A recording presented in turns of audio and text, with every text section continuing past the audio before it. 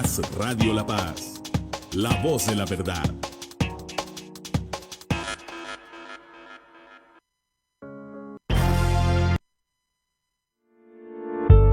La entrevista con Guillermo Torres Quirós. Bienvenidos al espacio donde conoceremos la historia a través de las vivencias de los protagonistas. Un espacio abierto donde el diálogo y el intercambio de ideas nos llevan a estar en contacto con nuestro presente.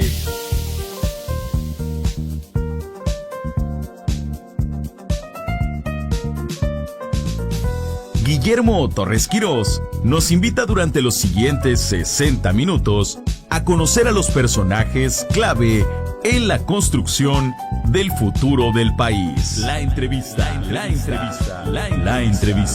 en Más Radio La Paz.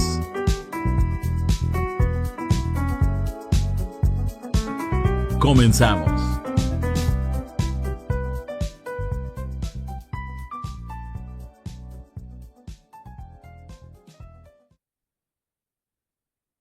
Bueno, pues estamos nuevamente aquí en la entrevista con Guillermo Torres Quirós. Hoy tenemos un invitado, no le digo de lujo, de superlujo. Miren, él nació un 20 de abril de 1944 en Montevideo. Abogado, profesor, periodista y lo más importante, un hombre que se ha dedicado en tiempo completo a la participación del laico y también, hay que decirlo, en el servicio diplomático. Fue el primer laico que tuvo una participación importante, un nombramiento importante en el Vaticano y que no solamente tuvo ese paso, también fue embajador de Uruguay ante la Santa Sede y yo diría uno de los personajes más emblemáticos también de la Iglesia en América Latina. Hoy con nosotros tenemos al doctor Guzmán Carriquiri. Mi estimado doctor, gracias por aceptar esta invitación a esta entrevista. No, estoy muy honrado, con mucho gusto, don Guillermo. Estoy con usted, muy disponible para esta entrevista. Doctor, pues comenzamos con el arranque de su vida. ¿Quiénes fueron sus papás? ¿A qué se dedicaban allá en Uruguay? ¿Cómo fue su infancia? Mi infancia fue complicada. Yo nací el 20 de abril de 1944, como usted dijo. Fui el segundo de 4 hermanos, de 3 hermanos y una hermana. Mis padres, mi madre era una típica uruguaya de familia, sumamente laicista, sin ninguna inquietud religiosa, y mi padre, en cambio, era de una familia de tradición católica. Pues mi padre, cuando teníamos todos muy pequeños, abandonó a mi madre y no lo vimos más hasta después de 15 años. Y hablamos con él por teléfono. Así que mi madre se transformó en madre y padre. Y desahogándose con un sacerdote, vivió una conversión muy intensa. Toda su vida fue una neófita de vida eucarística, de servicio a los pobres y sobre todo madre y padre. Así que nosotros decimos los hermanos, no hay mal que por bien no venga, porque de tal modo nuestra madre nos educó en la fe católica. Le debemos todo, le debemos todo.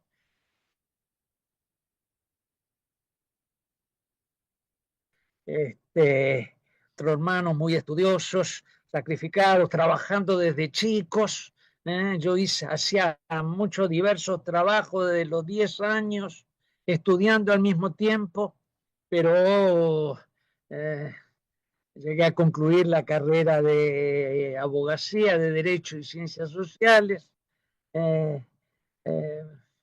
Era un activo militante en el movimiento estudiantil. Vivíamos en aquella generación todo el entusiasmo suscitado por el Concilio Vaticano II. Leíamos mucho de los teólogos que habían ayudado a una renovada conciencia sobre la Iglesia y su misión. Yves Congar, de Lubac, Joseph Ratzinger y muchos otros. Teníamos una buena formación católica y colaborábamos con el arzobispo de Montevideo en todo el trabajo pastoral de renovación de la iglesia según el concilio. Pues yo tenía 25 años cuando un día me llama el arzobispo de Montevideo y me dice, oye, ¿querés hacer un año de experiencia de trabajo en el Vaticano?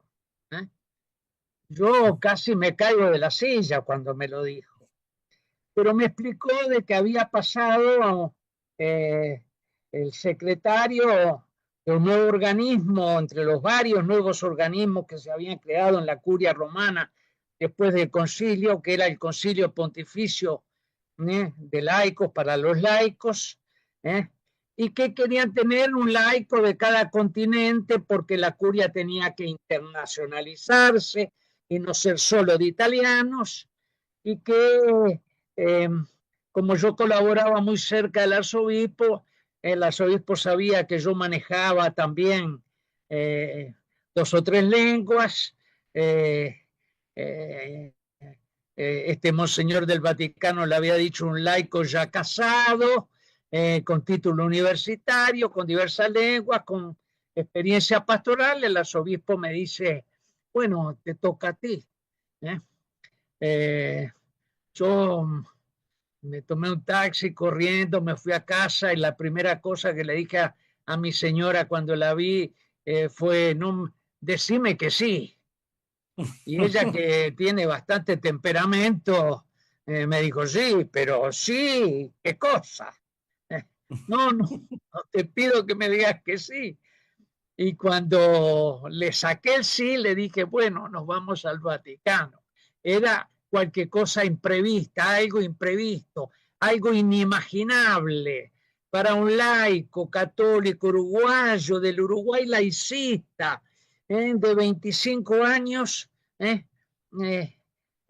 así de golpe, empezar esta aventura sorprendente, que después fue un don desproporcionado, de ir a trabajar al Vaticano por un año, como experiencia.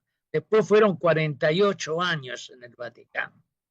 Esa es un poco mi historia de la infancia y de la juventud,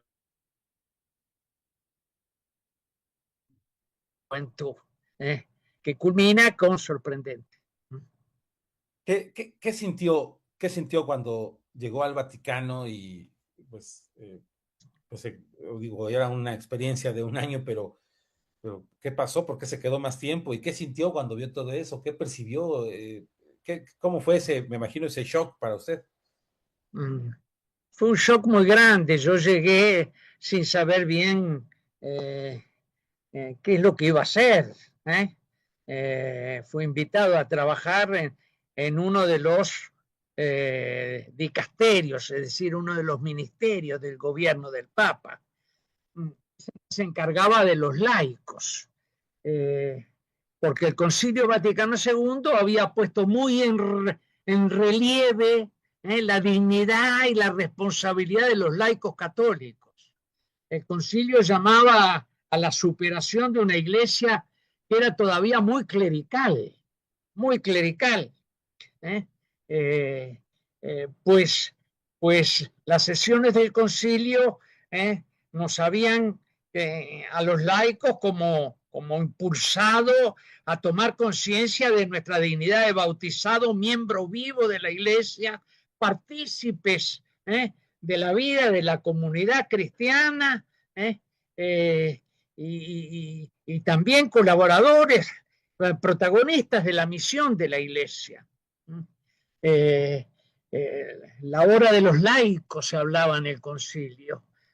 este grande proceso que en el concilio se decía de promoción del laicado, de participación de los laicos en la vida y misión de la Iglesia, es una de las grandes corrientes de renovación que recorre a la Iglesia del siglo XX, que la sigue marcando en estos primeros 27 años del tercer milenio.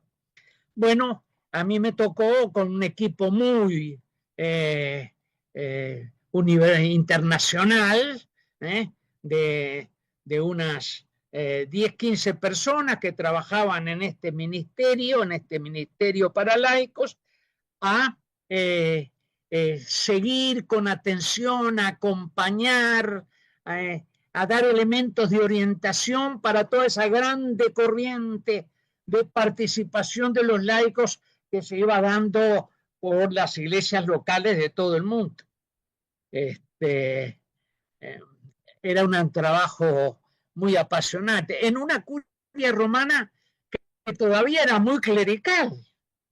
Imagínense que cuando yo llegué con 26 años y mi señora 25 años, casados de hace un par de años, con un hijo de 1 año, no me habían previsto un apartamento de los muchos que tiene el Vaticano en torno a San Pedro.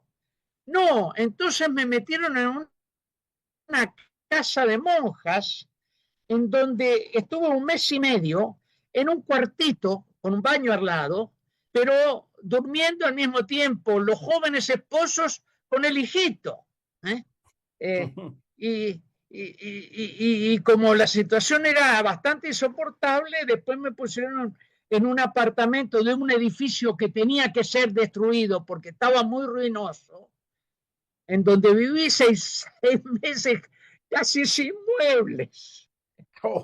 Finalmente después apareció un apartamento para este laico, de los poquísimos laicos que estaban incorporados con cierta responsabilidad en los dicasterios, en los ministerios de la curia romana.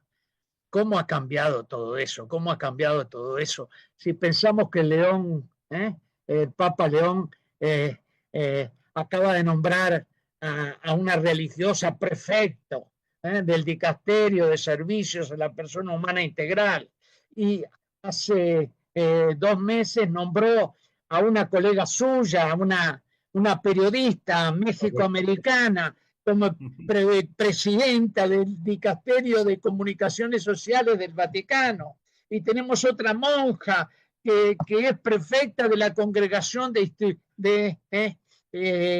los institutos de vida consagrada, y otra monja que es presidente del gobierno del Estado de Ciudad del Vaticano.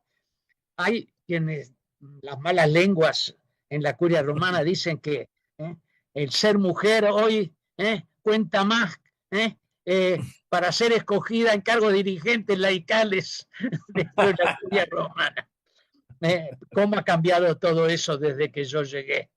Desde que yo llegué, un joven, inexperiente, con una buena formación cristiana, tengo que decir.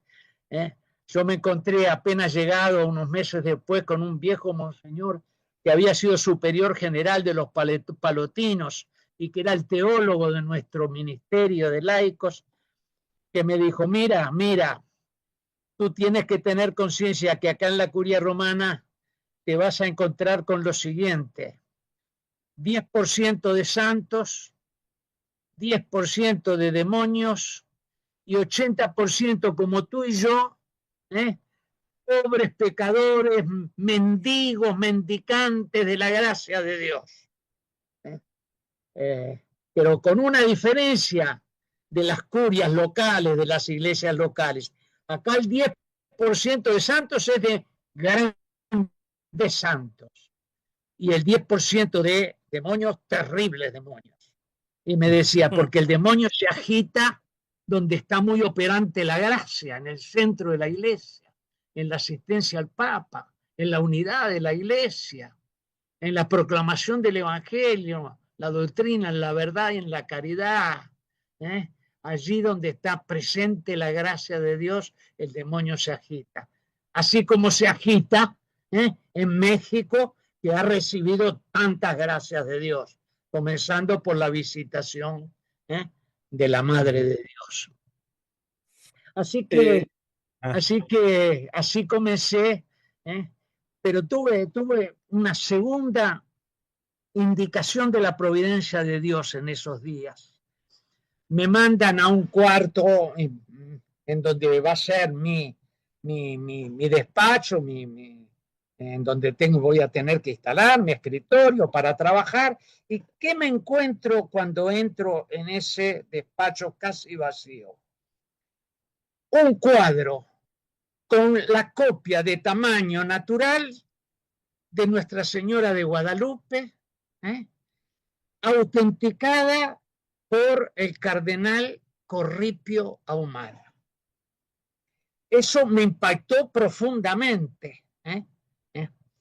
Y aunque le parezca curioso, yo hice un pacto con Nuestra Señora de Guadalupe, un pacto muy explícito, después de haber hablado con aquel monseñor, y le dije, mira, yo aquí en la curia romana estoy disponible a servirte como el indio latinoamericano que soy, a modo de Juan Diego, siempre que tú me protejas de los demonios que giran por este ambiente. Y ese pacto funcionó realmente, funcionó realmente, efectivamente, porque yo era un laico en un ambiente de 48 años, difícil, y un laico que además hablaba con mucha libertad, yo pienso que hablaba con fidelidad, pero la fidelidad y la comunión me llevaban a hablar con mucha libertad. Y en esos 48 años la Virgen seguramente me protegió en el servicio que tenía que dar a los sucesores de Pedro. No, bueno, qué maravilla este asunto. Pero además, a la Virgen le respondí bien, porque cuando me nombraron vicepresidente de la Comisión Pontificia para América Latina, fui yo quien le propuso al Papa Benedicto, a Joseph Ratzinger, que por primera vez, el 12 de diciembre, fiesta de Nuestra Señora de Guadalupe, precediera la misa en la Basílica de San Pedro para todos los latinoamericanos que están en Roma. Y fue una fiesta impresionante. Y después, primero Ratzinger y después Papa Francisco siguieron celebrando esta misa todos los 12 de diciembre. También el Papa León, ¿no? Lo hizo apenas el 12 de diciembre.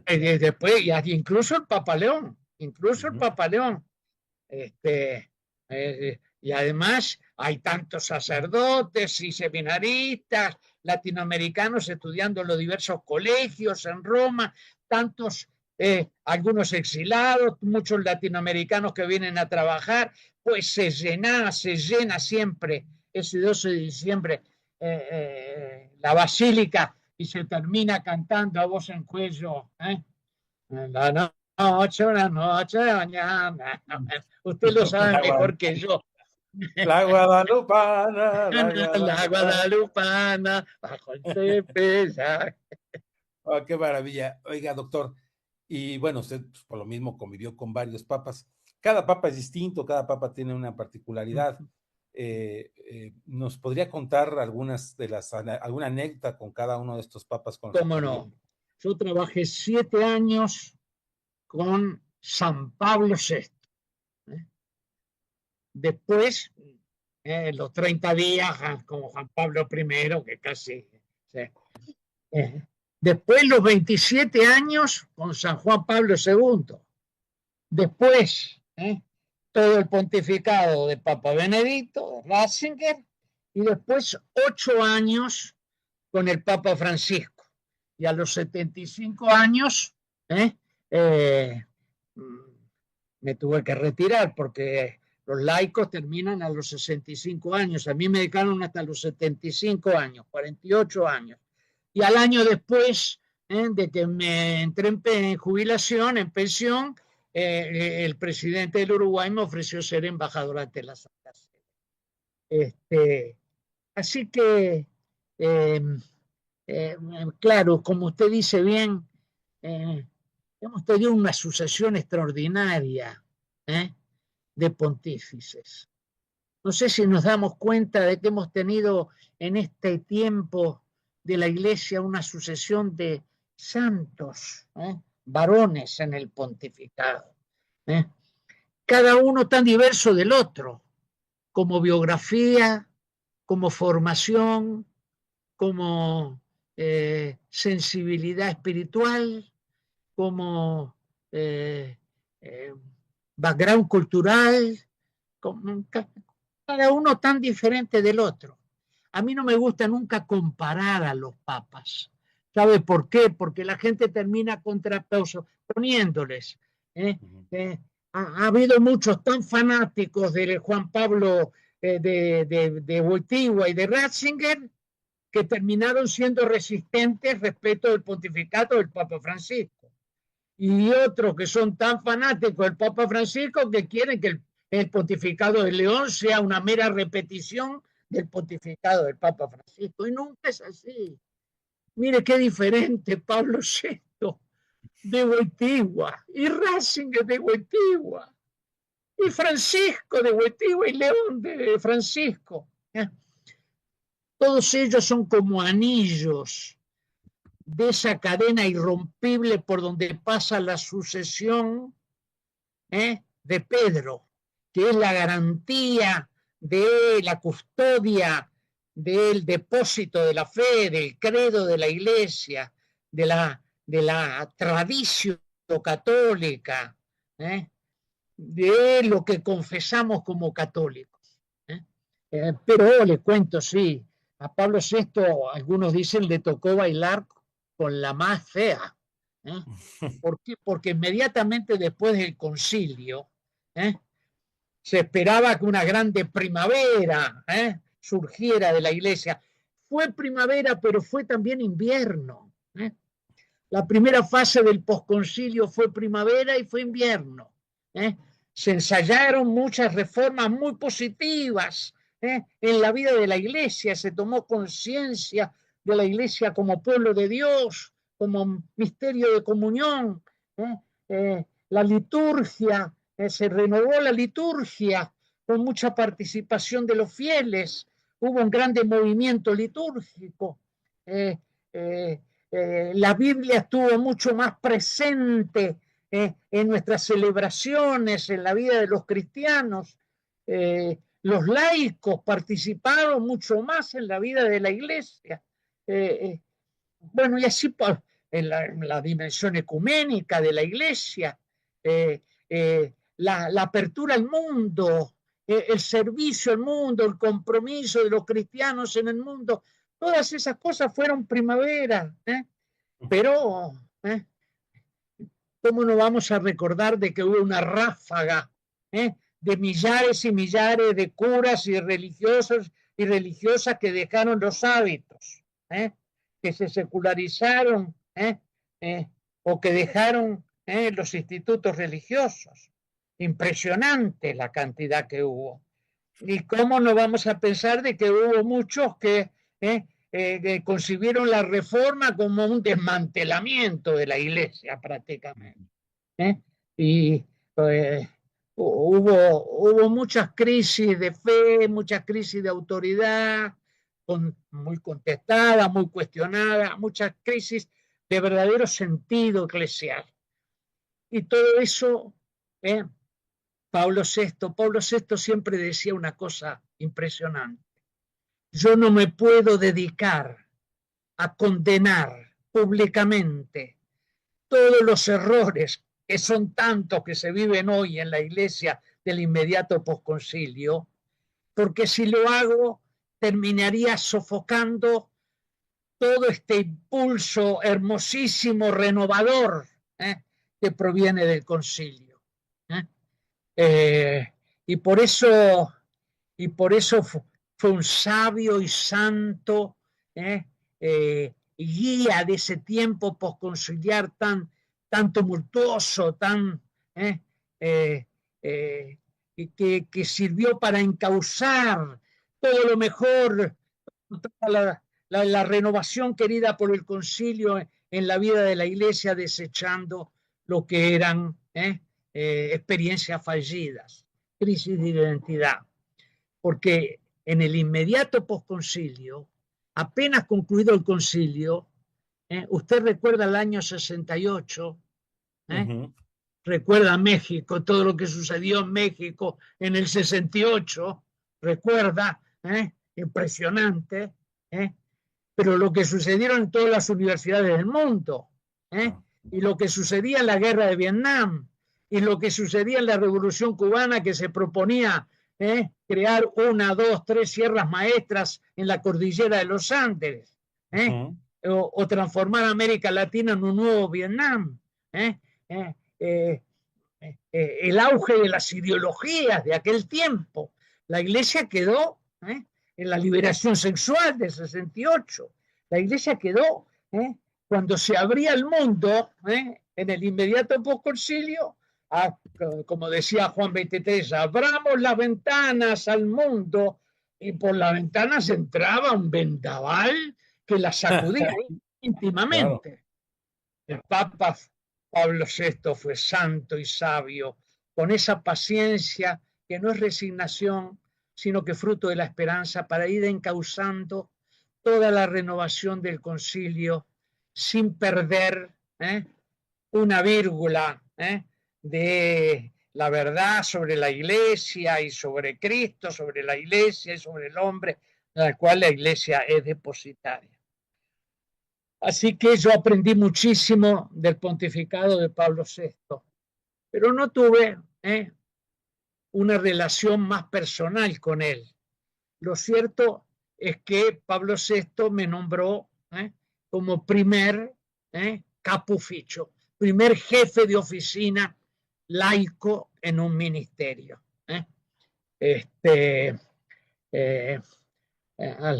Cuando Pablo VI estaba falleciendo, no había pasado solo 1 año, sino 5 años, y yo dije a mi jefe, volvemos a Roma, nuestro hijo tiene que empezar la escuela en el Uruguay. Me llamó quien era el sustituto de la Secretaría de Estado, Monseñor Benelli, que era la mano derecha fuerte del Papa Pablo VI, y me dijo, no, usted se queda de todas maneras. ¿Por qué no me invita a cenar hoy a su casa, a mi pobre casa? Que era una casa muy... Bueno, allí vino la mano derecha de ese mismo día a cenar a casa, discutió sobre todo con mi señora, negoció con mi señora, y al final dijimos, nos quedamos hasta el final del pontificado de Pablo VI, pero terminado el pontificado nos volvemos. Y fíjese que estábamos en la plaza de San Pedro cuando sentimos Karol Wojtyła. Y a Karol Wojtyła lo habíamos conocido como obispo desde que habíamos llegado con 26 años al Vaticano, porque era consultor del organismo donde yo trabajaba y venía 2 o 3 veces al año. Y como nosotros éramos una pareja joven con un niño de 2 años, latinoamericanos, un poco bohemios, nos había adoptado ya. Hasta me había sugerido de que tenía que viajar a Polonia. Y bueno, en medio de todo eso sentimos el nombre de Karol Wojtyła con total sorpresa, como todos, y mi señora me dice, sí, ya sé, deshacemos las valijas por la 5ª vez y nos quedamos.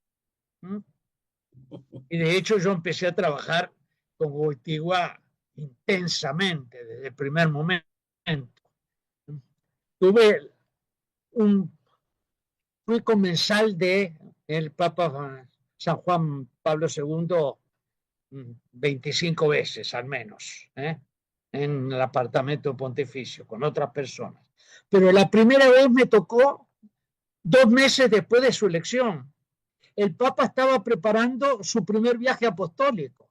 Usted se lo recuerda mejor que yo, a México, claro que sí, a y a la México. tercera conferencia general del episcopado en Puebla. Y nos reunió a un grupo de gente para hablar sobre la preparación del viaje. Y nos empezó a preguntar de todo. Nos empezó a preguntar de la primera evangelización, de los 12 apóstoles franciscanos, de las apariciones de Guadalupe, el fenómeno guadalupano, de la religiosidad popular, de los mártires mexicanos, de los cristeros, de la persecución, de la masonería, de la constitución anticlerical. Y al final hasta nos preguntó de dos grandes escritores muy geniales mexicanos que yo admiro, Carlos Fuentes y Octavio Paz. Y yo decía para mí mismo, ¿y este polaco de dónde sabe todo esto, que nos hace todas estas preguntas? Quería saber todo de México. Quería abrazar la realidad de México antes de viajar mismo. Y después todo eso culminó antes del viaje paseando por los jardines vaticanos, encontrándose con la imagen de el indio que muestra a Zumárraga, la imagen con las rosas que caen, y hace esa oración preciosa que le pide la Virgen de Guadalupe que le abra el corazón de sus hijos. Y vaya si se los abrió. 5 viajes a México, siempre pasando por el santuario de la Morenita. Una alianza muy singular en ese pontificado entre México y Juan Pablo II. Pero déjeme concluir esto que me parece muy importante. Yo pienso que Juan Pablo II advirtió que México era un país que había recibido muchas gracias extraordinarias de Dios. La impresionante primera evangelización de los 12 apóstoles franciscanos. La visita de Nuestra Señora, y qué visita.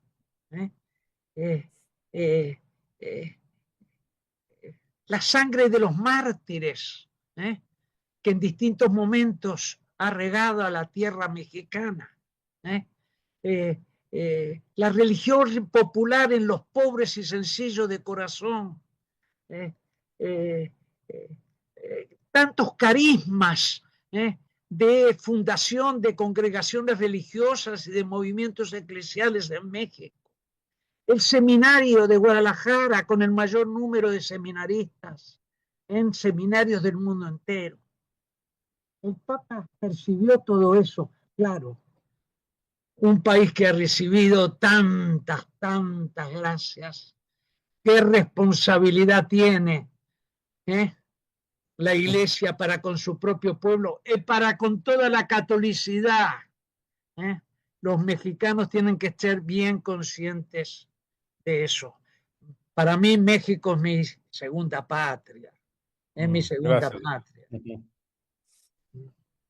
Bueno, de Papa Juan Pablo II en la mesa le podría contar tantas otras cosas, ¿no? Yo me acuerdo que cuando estaba Gorbachev y se hablaba de la Glasnost y de las reformas en la Unión Soviética dentro del comunismo, estábamos en una mesa, yo estaba en una esquina, en un costado, el Papa en el centro, y yo siempre muy lanzado le digo, oiga, santidad, en los diarios están hablando de la posibilidad incluso de un viaje del Papa a Rusia, tener una gran victoria del Papa. Me mira de reojo y me dice, no del Papa, una victoria de Cristo. Yo me quedé medio callado, abrumado, y el Papa mira su plato y dice en voz baja, y de Nuestra Señora. Y después, susurrándolo casi, como diciéndoselo a ella, dijo, y de Nuestra Señora de Fátima. Impresionante, impresionante. El Papa Juan Pablo II fue quien mandó los 2 primeros diplomáticos de la Santa Sede que fueron a la Unión Soviética.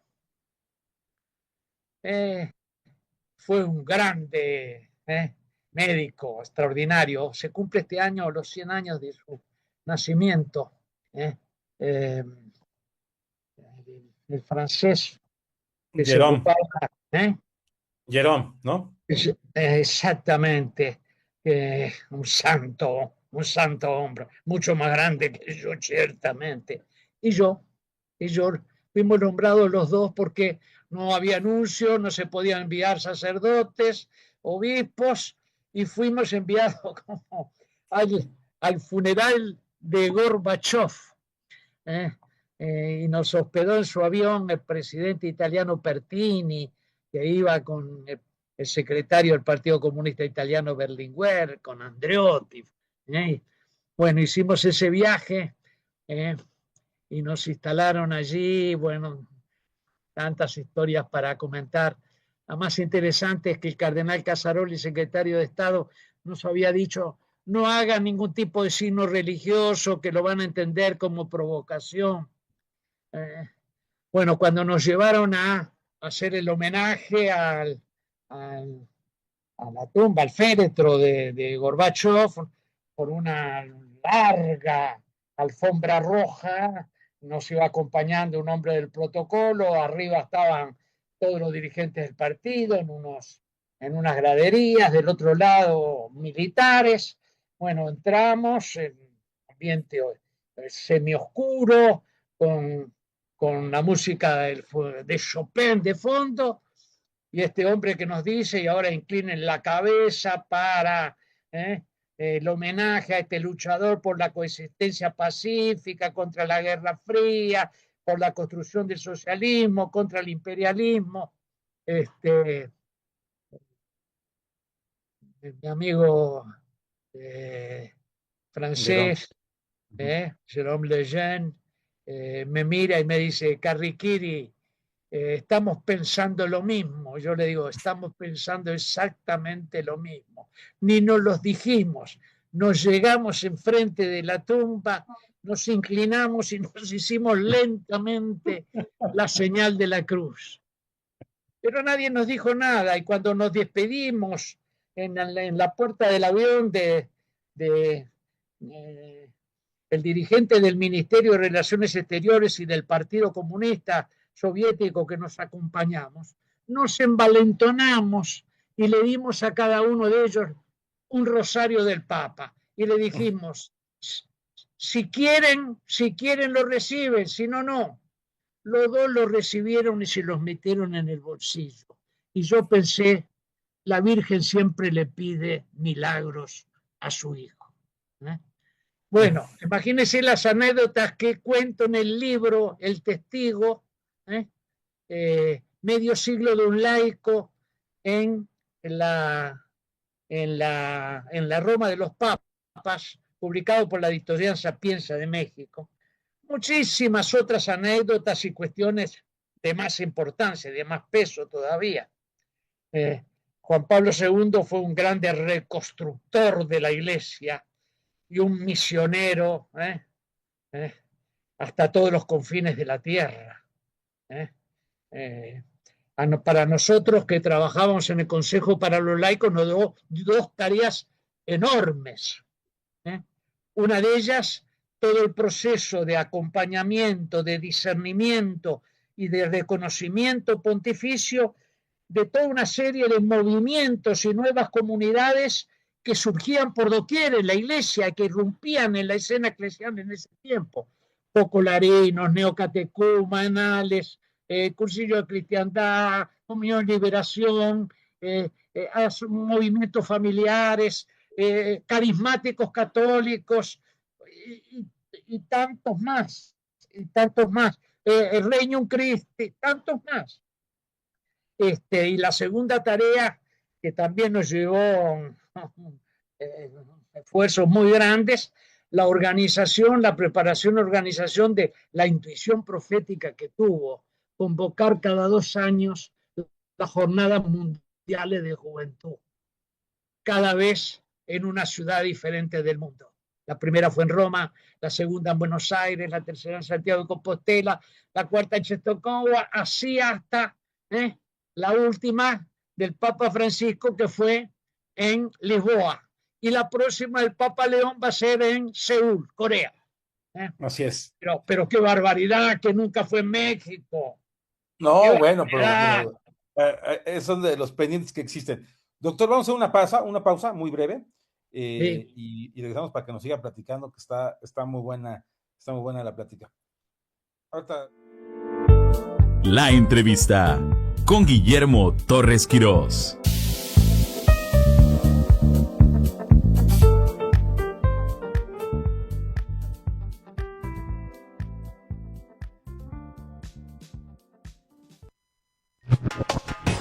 Más Radio La Paz, la voz de la verdad.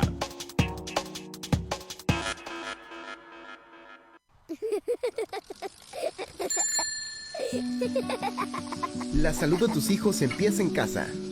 Pequeños cambios diarios pueden marcar la diferencia.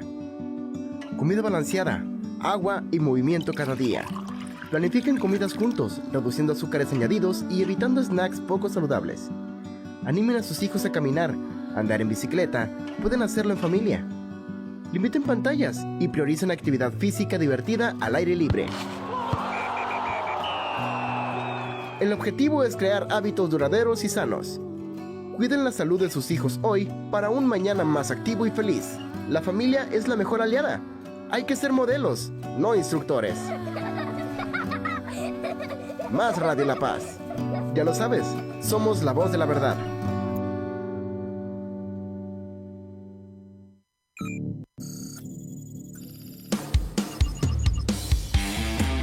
Hola, soy Alan Louvet y estos son cosas que no sabías en 60 segundos. Se sabe que los 100 pies o 1000 pies son conocidos por ser la especie con mayor número de patas. Pero realmente no tiene tantas como se piensa. Se les denomina 100 pies o 1000 pies por la razón de que aparenta tener esta cantidad de patas. Pero en realidad tienen entre 10 hasta 300 pares de patas. Esos animalitos varían en tamaño desde milímetros hasta 30 centímetros. Aunque algunas especies son tóxicas, se han encontrado componentes útiles para tratamientos contra el cáncer y para procesos desinflamatorios. Ahora ya sabes otro dato interesante para compartir en tus reuniones familiares o con tus amigos. Nos vemos en el próximo dato interesante, aquí en Más Radio.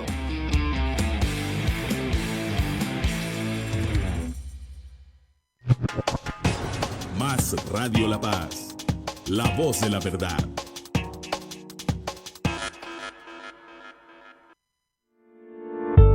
La entrevista con Guillermo Torres Quirós.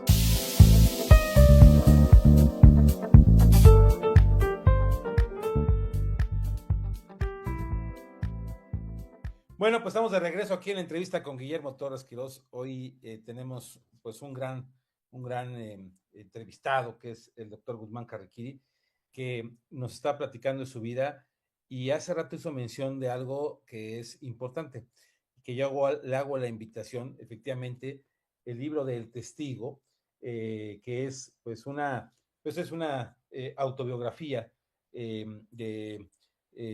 pues de la vida que ha tenido el doctor, o que tuvo en este acercamiento en el Vaticano, con funciones de ser uno de los primeros laicos con peso importante, y de todo lo que se fue desarrollando, y nos está platicando de los papas, el caminar de cada uno, y bueno, terminó contándonos acerca de las Jornadas Mundiales de la Juventud y de pues esta creación que hizo el Papa, bueno, San Juan Pablo II, hoy en día ya un santo importante en la Iglesia Católica. ¿Qué más nos podría contar, doctor, de San Juan Pablo II y también pues de Ratzinger? De Ratzinger. Nosotros con mi señora teníamos la certeza espiritual muchos años antes que falleciera San Juan Pablo II, teníamos la certeza espiritual que el sucesor iba a ser Joseph Ratzinger.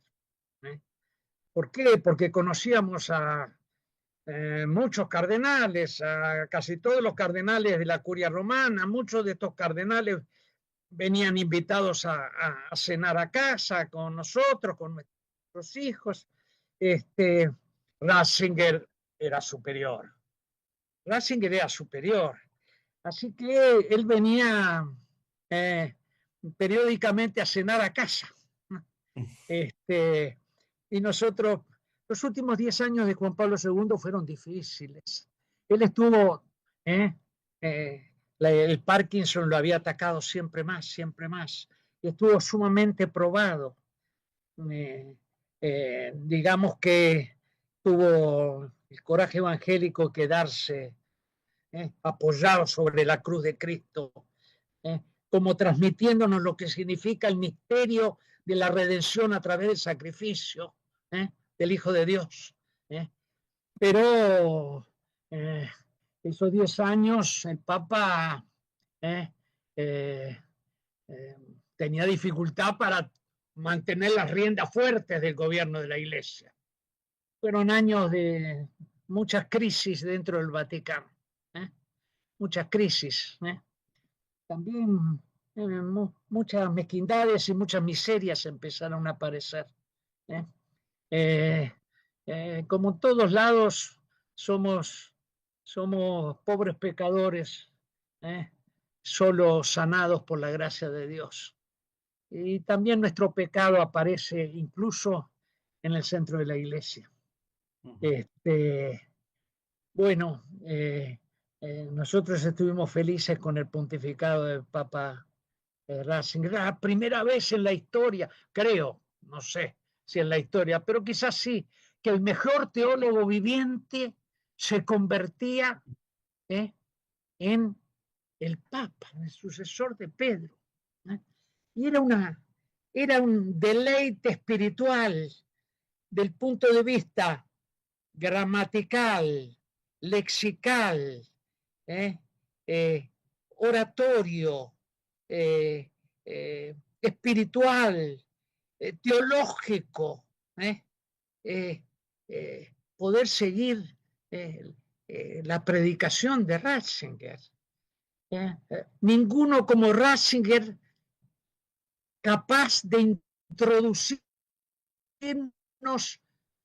razonablemente desde la fe en los grandes misterios cristianos. Claro que tenía dificultades muchas veces para tener esa relación directa con la gente. Ratzinger era un tímido, un poco, era un tímido, era de una grande, era un hombre manso, era un hombre tierno, era un tímido. Cuando se encontraba con una multitud le resultaba difícil enganchar, establecer los hilos conductores con el corazón de la gente, como Wojtyła, como Francisco. Lo seguían más las clases medias ilustradas, digamos. Pero ese no fue el mayor problema. El mayor problema fue que heredó todos los grandes problemas internos de la curia romana del final del pontificado de Juan Pablo II. Fíjese, le robaron los papeles reservados de su escritorio personal y después aparecieron publicados en libros. En el IOR, en el Instituto Obras de la Religión, que es una especie de banco vaticano, hubo líos y situaciones de muy escasa transparencia, por no decir otras cosas peores, de capitales que no se sabían bien de dónde procedían. Hubo mucha tensión y contraposición entre cardenales, grupos de cardenales en la curia romana. Y para peor tuvo que afrontar la primera ola de las acusaciones de pedofilia a los ministros y a los consagrados en la iglesia. Tuvo que aguantar todo eso.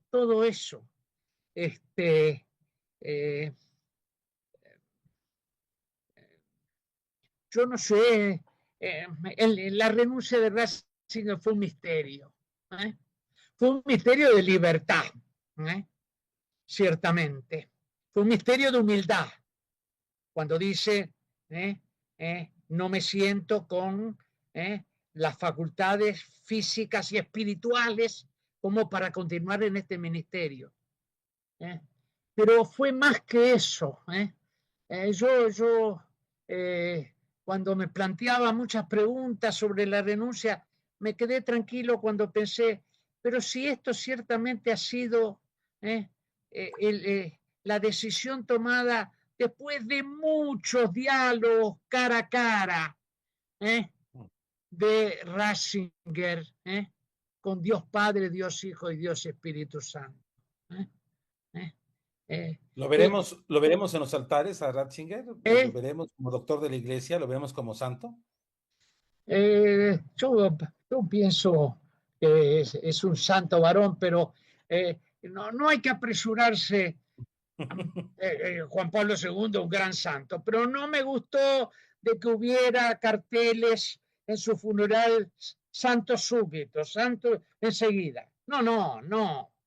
Hay que respetar los tiempos que se da la iglesia, para seguir con mucho cuidado lo que significa un proceso de canonización, porque cuando el Papa declara solemne santo a una persona, el Papa pone en juego su infalibilidad.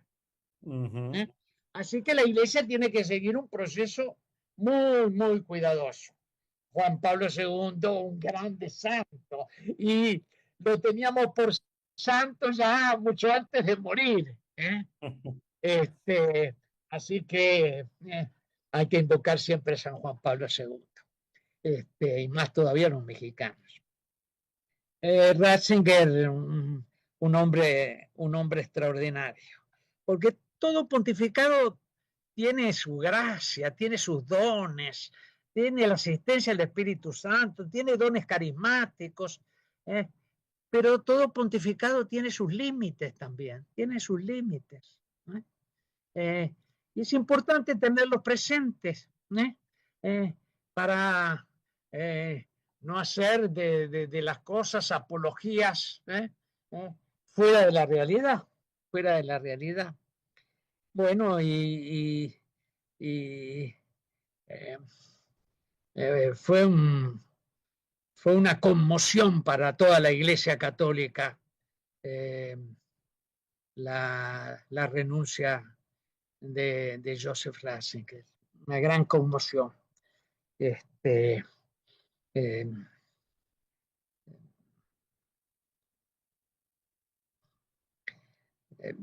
Y cuando los cardinales vinieron a Roma al cónclave, para preparar el cónclave, primero tienen las congregaciones generales y después tienen los días del cónclave, ciertamente vinieron con una idea muy crítica de todo lo que había sucedido en la curia romana, que ellos pensaban que habían inducido o presionado, habían provocado la renuncia de Ratzinger. Muy críticos a todo lo que sucedía en la curia romana. De ninguna manera, yo lo traduzco así, elegiremos a un cardenal de la curia romana. Y se fueron a elegirlo allá, en el Río de la Plata, de donde vengo yo, al cardenal Francisco Jorge Mario Bergoglio, el Papa Francisco. El Papa Francisco que tenía para los cardenales una imagen muy sobria, más bien severa, un hombre de mucho temperamento en el gobierno, un hombre de discernimiento espiritual, que desde muy joven había sido provincial de jesuita, con experiencia de gobierno fuerte, con amor a los pobres, experiencias de amor a los pobres, que había tenido que aguantar el tiempo durísimo de la guerra civil y de la dictadura, que había dejado el tendal de muertos, de desaparecidos, cosas horrorosas. Había tenido que defender a mucha gente, salvar a mucha gente. Bueno, una biografía muy especial, la de Bergoglio. Y nosotros, mucho antes de que de mi señora y yo, digo nosotros, mucho antes de que renunciara el Papa Ratzinger, nosotros ya estábamos convencidos de que el Papa iba a ser Bergoglio, ¿no? Porque el cardenal Bergoglio, primero el provincial Bergoglio, el provincial Bergoglio, el obispo Bergoglio y el cardenal Bergoglio, cada vez que venía a Roma, la primera noche venía siempre a casa, sin excepción. Se avisaba por teléfono el día anterior y sin excepción se iba, venía a casa. Tanto es así que apenas nombrado, baja a Casa Santa Marta, suena el teléfono en casa. Mi señora me dice, mira, Guzmán, es el Nobel Papa. ¿Cómo? Le digo, tomo el teléfono y le digo, ¿pero qué está haciendo usted? También lo cuento en el libro. ¿Qué está haciendo usted? Llamando por teléfono, apenas nombrado Papa, me dice, tenía que desahogarme con los amigos. Me dice, yo, doctor, en el lío en que me han metido. Típica expresión de un porteño. Y después me dijo, pero ahora me iba a pasar toda la noche rezando. Y bueno, con el Papa Francisco habré tenido a solas con mi señora en la Casa Santa Marta, en un salón reservado, unos 25 almuerzos, en donde hablábamos de todo, con grande confianza. No quiero decir amistad, con los papas no me gusta, con mucha confianza, con mucho respeto. Yo siempre tuve una grande devoción a los distintos papas a los que tenía que servir. A mí me habían dicho, tú vienes a Roma a servirte a ti mismo o a servir a los sucesores de Pedro.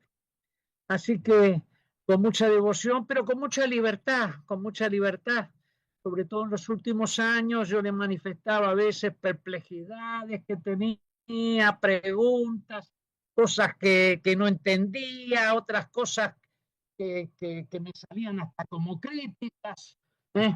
Y el Papa Francisco, con mucha indulgencia, a veces me respondía, otras veces se callaba, otras veces le entraban por un oído y le salían por la otra, otras veces discutíamos y en el libro yo hablo mucho del pontificado del Papa Francisco y hablo de todas las genialidades pastorales del Papa Francisco y hablo también de los límites que a un pobre laico como yo le parecen del pontificado. Además, todas cosas que he conversado personalmente con el Papa Francisco, mucho antes de escribir estas memorias. En fin,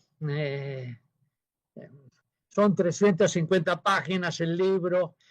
No cuento simplemente mi biografía. A partir de mis experiencias planteo muchos problemas de fondo de la iglesia de hoy. De la iglesia de hoy visto desde la Santa Sede y de la Santa Sede, del interior de la Santa Sede, de la Curia Romana.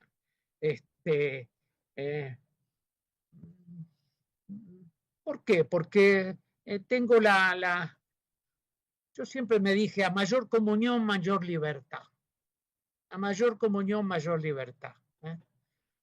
Para mí, trabajar al servicio de 5 sucesores de Pedro fue un don inaudito, desproporcionado, que me sirvió a crecer en la fe, a amar más a la iglesia, como el cuerpo del Señor presente, a servir con la mayor fidelidad posible a los papas y al mismo tiempo a moverme con esa libertad de los hijos de Dios. Lo mejor para servir a los papas no es adularlos, no es decirle lo que uno piensa que el papa le gustaría escuchar, sino plantearle las propias puntas, los propios juicios, las propias sugerencias, las propias propuestas.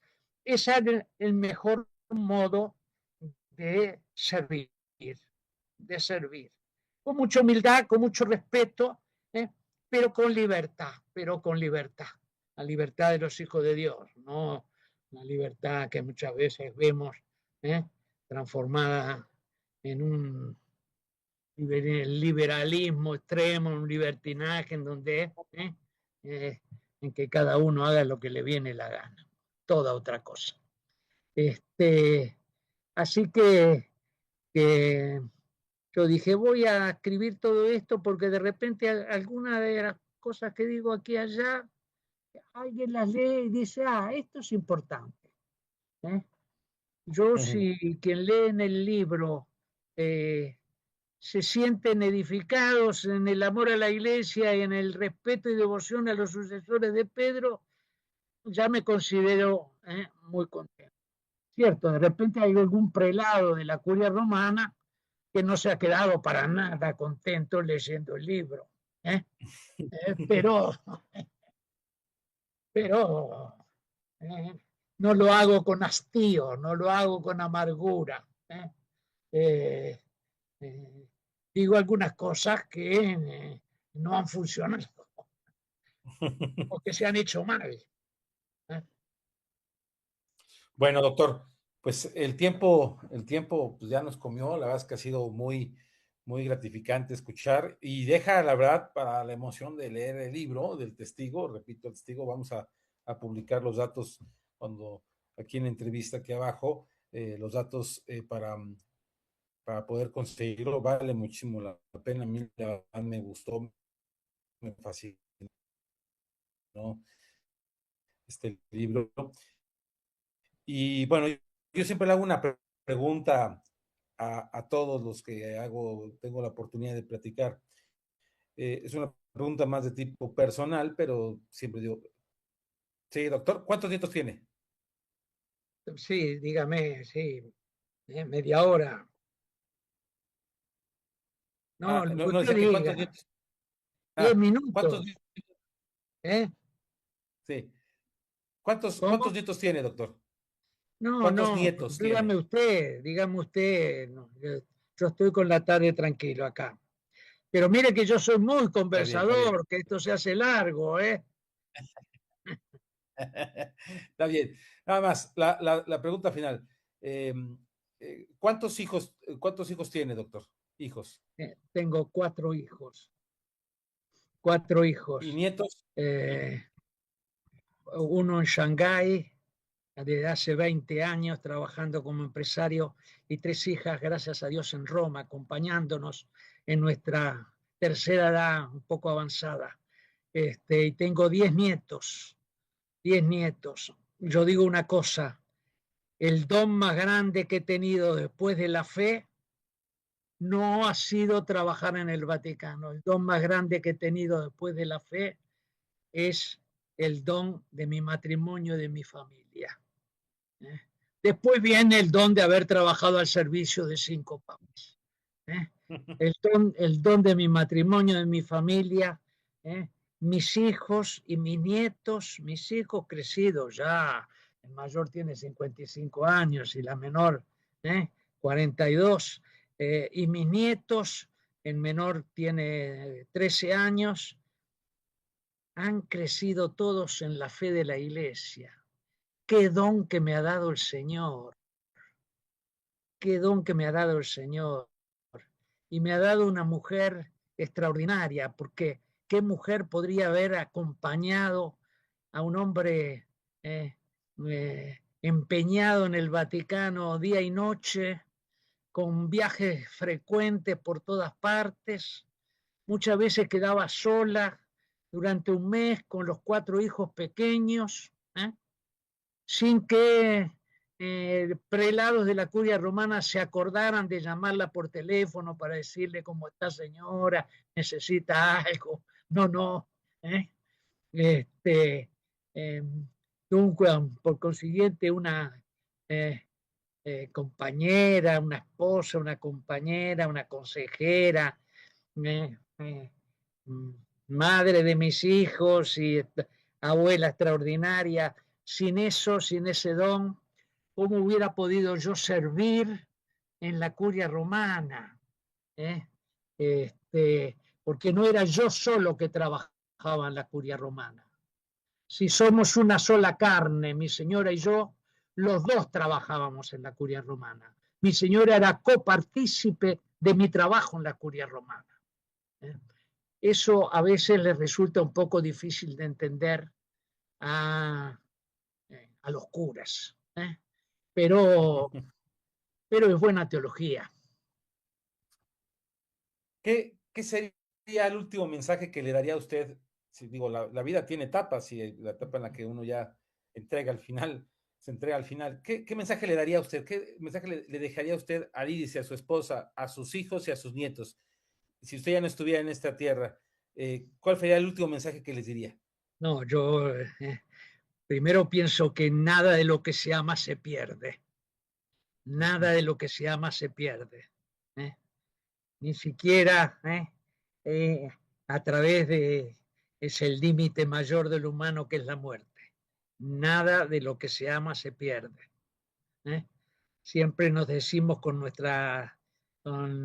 mi señora, qué lindo sería que Dios nos llevara al purgatorio de la mano, los dos juntos.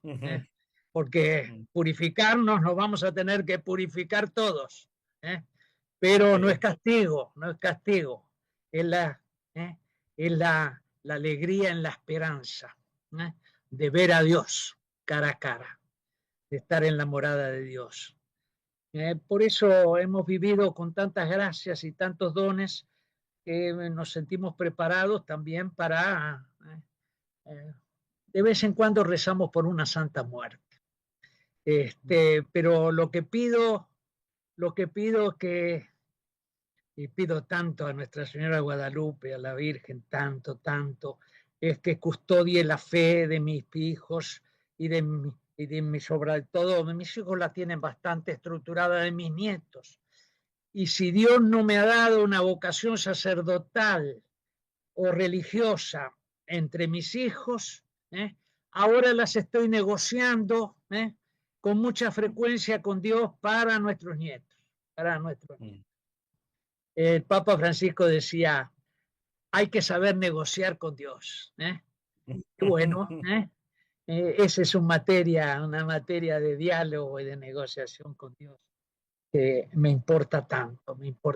Sería una alegría que minaría mi vida. También porque digo que los padres de un hijo sacerdote, por más pecadores que sean, esos van al cielo. Así es, doctor. Pues yo le agradezco muchísimo el que nos haya regalado estos minutos. Para nosotros es muy valioso. La verdad es que podemos platicar de 1000 cosas. Yo los invito a que lean el libro El Testigo. Y bueno, pues agradecerle muchísimo, doctor, por darnos estas palabras, por comentarnos, por la confianza para expresar esto. Y bueno, pues yo los invito a todos a que sigan la programación de Más Radio La Paz en el 101.5 de FM, que sigan todos los programas, nuestros espacios. Y bueno, pues esto fue la entrevista con Guillermo Torres Quirós. Hasta la próxima. Hasta la próxima. La entrevista con Guillermo Torres Quirós.